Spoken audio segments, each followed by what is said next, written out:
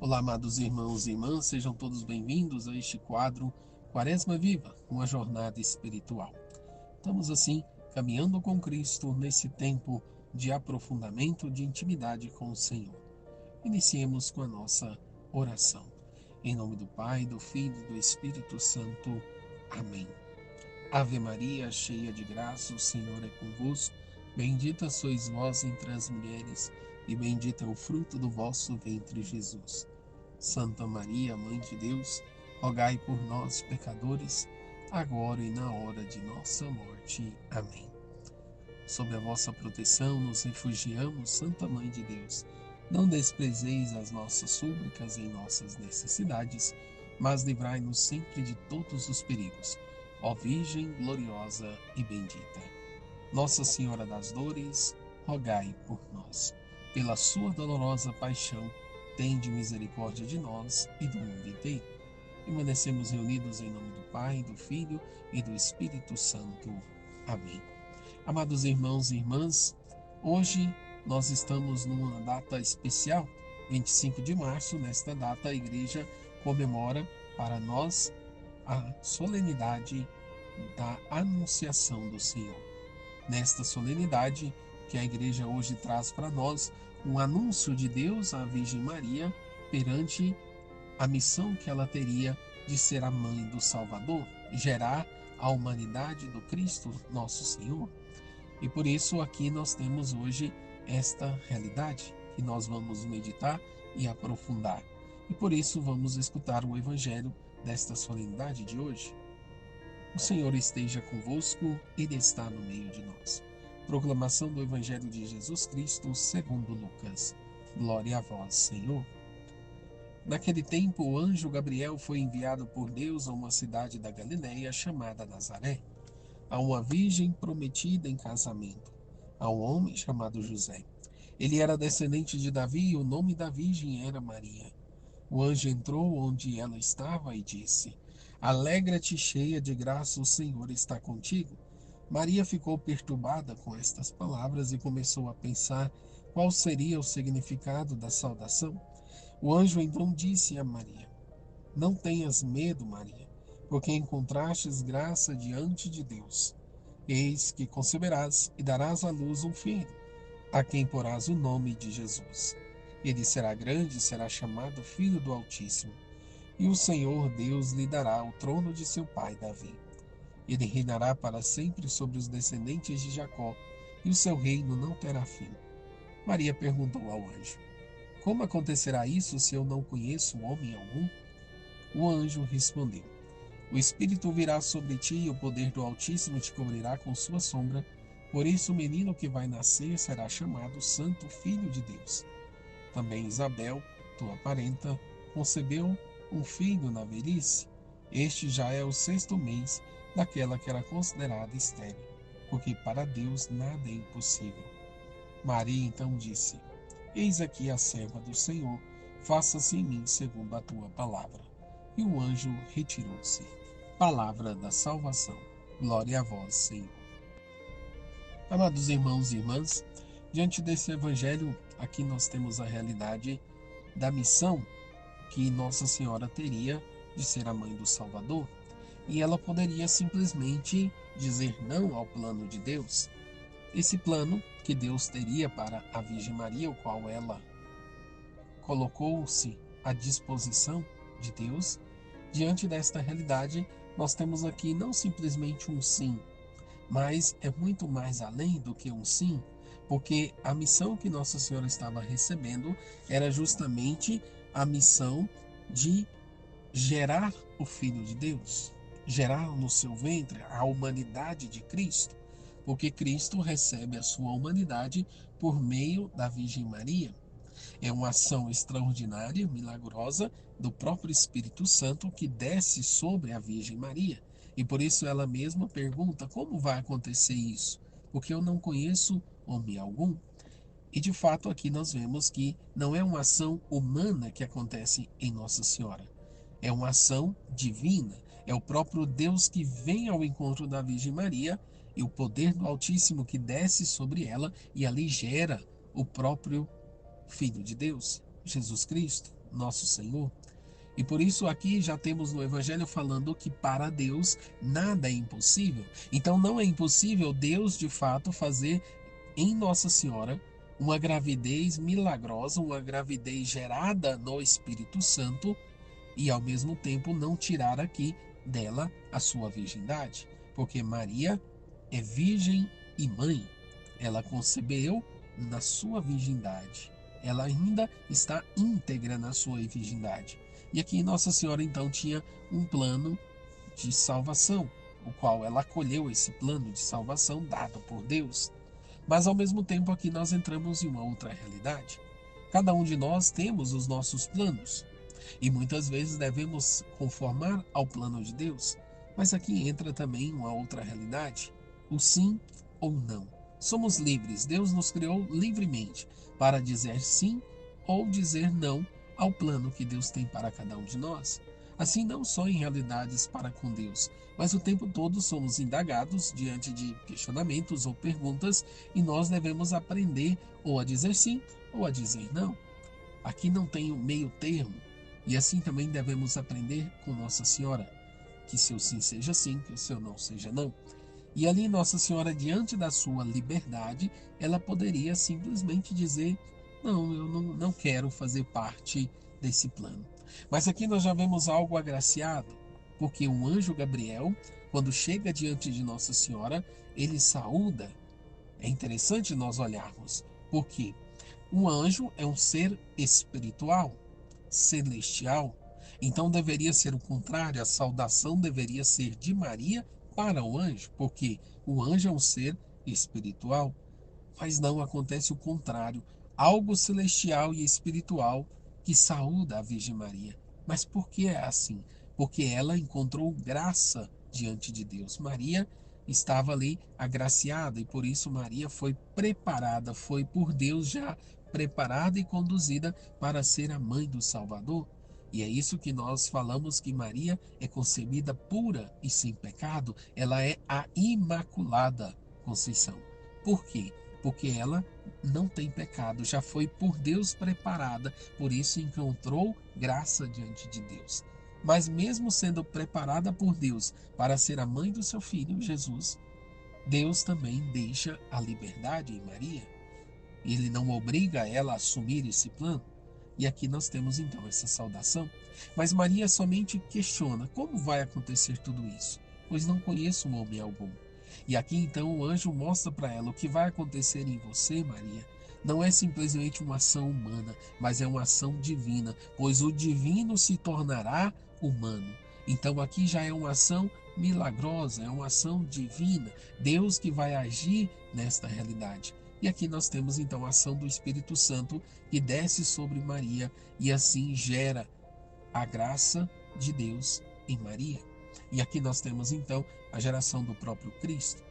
Maria que fica grávida milagrosamente pela ação do Espírito Santo nela. Então a gravidez de Maria não tem a colaboração humana, mas é puramente colaboração divina. Então Maria é ainda virgem e mãe, por esta ação extraordinária de Deus em Maria. E aqui nós temos então Maria, mesmo diante desse plano, ela sabia também das realidades humanas. Como que eu vou ser uma mãe sozinha? E naquele tempo ela sabia de todos os riscos que ela poderia dar. Ela que estava prometida a casamento a José, se ela aparecesse grávida e que se fosse comprovado que não era de José, poderia então ser apedrejada. Maria sabia de todos os riscos, mas como ela teve a confirmação que a obra era de Deus, era do Espírito Santo, Maria simplesmente diz: eis aqui a serva do Senhor, faça-se em mim segundo a tua palavra. Então Maria acolheu, sabendo de tudo, ela acolheu a vontade de Deus. Então Maria torna-se para nós a mãe do Salvador. Se nós sempre falamos nesta realidade do pecado original dos nossos primeiros pais, que de fato gerou no coração da humanidade a concupiscência, a desordem com o pecado. Agora, então, o plano de Deus é salvar esta humanidade que está ferida pelo pecado, restaurando assim a criação humana novamente. E para Deus fazer isso, ele precisa então da colaboração humana, porque foi o próprio ser humano que pecou. Então aqui Deus quis usar-se de Maria para que de fato salvasse a humanidade. Claro, o Salvador é Cristo, mas Maria já colabora nesta salvação para com Cristo. E aqui então nós vemos já a colaboração de Maria na obra da salvação. E aqui Maria, com seu sim, ela também gera a humanidade do Filho de Deus, gera a humanidade de Cristo, esta humanidade que depois vai, por cada um de nós, ser derramado no alto do Calvário, o seu sangue precioso, e ser entregue assim o seu corpo glorioso na cruz. Jesus que vai dar o seu próprio corpo e sangue por cada um de nós. Esse corpo e sangue que foi gerado no ventre da Virgem Maria. Então, é bonito também nós relacionarmos justamente no Calvário o sangue de Cristo que está sendo derramado é o sangue de Maria. A carne de Cristo que está sendo entregue por nós no Calvário é a carne de Maria que foi gerado no ventre da Virgem Maria. Então aqui nós vemos essa unidade da mãe e do filho, a unidade da Virgem Maria para com seu filho Jesus Cristo, nosso Senhor e Redentor. Então na cruz estava Jesus entregando a sua vida por cada um de nós, mas colaborando assim a Virgem Maria também no plano da salvação. Então Maria é a serva do Senhor e na sua liberdade ela escuta a saudação do anjo, a voz de Deus, mas também diz sim a todo esse plano de salvação, a esse plano de colaboração para com a encarnação do Verbo de Deus. Então nós temos muitas vezes discussões também sobre Maria e Jesus, a discussão sobre a encarnação. Alguns até muitas vezes tentam desvincular a encarnação de Jesus com a divindade, mas Jesus ele é verdadeiro Deus e verdadeiro homem, humano. Então aqui em Jesus Cristo nós temos essas duas realidades, ele é divino e é humano. E essa bela narrativa, muitas vezes pouco comentada, foi debatido pelos padres da igreja na reta intenção de defender não somente a virgindade e a maternidade de Maria, mas também a real encarnação e divindade de Jesus, seu filho. Quando falamos em encarnação, coloca aqui como respeito em questão o próprio corpo de Jesus, ou seja, ele recebeu esta graça. Em Jesus Cristo nós temos a encarnação do Verbo feito Deus, Filho de Deus, que encarna no seio da Virgem Maria. Então lá no Concílio de Nicéia e de Constantinopla, Nicéia em 325 depois de Cristo e Constantinopla em 381 depois de Cristo, foram estabelecidos no símbolo da fé o credo niceno-constantinopolitano, o qual nós estamos até rezando em alguns domingos na Santa Missa. A sentença dogmática que então coloca ali verdadeiramente como o Verbo eterno de Deus encarnado no seio da Virgem Maria, ou seja, essa encarnação da humanidade por meio de uma concepção virginal de Maria, realmente é o Filho de Deus. E aqui então nós temos depois a comprovação que a igreja traz para nós, que Maria é a mãe de Deus, ou seja, Theotokos, mãe de Deus. Isso foi confirmado no concílio 431, no concílio de Éfeso, onde se proclama solenemente Maria como mãe de Deus, defendendo dessa maneira a real encarnação do Filho de Deus no seio da humanidade por meio do sim de Maria, e também resultou depois a instituição da festa litúrgica Anunciação do Senhor. Então, a igreja, por volta do século VI, sob o comando do pontífice Sérgio I, introduziu definitivamente no calendário litúrgico da igreja romana a solenidade da Anunciação do Senhor, que é celebrado todos os anos, dia 25 de março, exatamente 9 meses antes do Natal do Senhor. Então, de fato, o sim de Maria, o sim de Deus em favor da humanidade é plenamente realizado. Deus que quer vir ao encontro da humanidade e assim, com seu sim, ele envia o próprio Filho, mas também com a colaboração do sim de Maria, Então nós temos aqui um Deus que se faz homem e vem por nós. Se por Eva veio a desgraça, por Maria agora nos vem, então, aberta as portas da graça. Ela é a mãe cheia de graça e por isso ela traz nos seus braços as graças do céu a todos nós, que é primeiramente o seu próprio Filho Jesus, o Verbo eterno de Deus.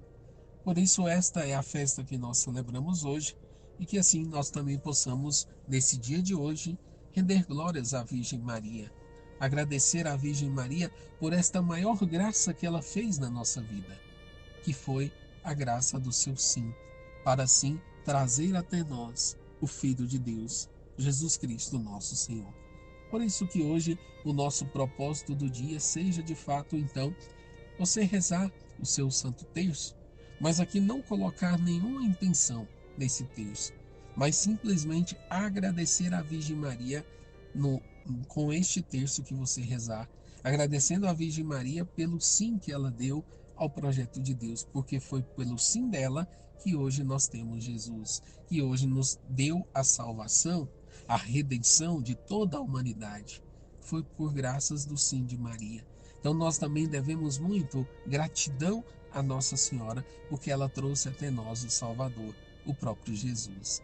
Então no seu terço de hoje, reze um terço nessa intenção, na intenção da gratidão a Maria, só rendendo graças a Nossa Senhora pelo seu sim.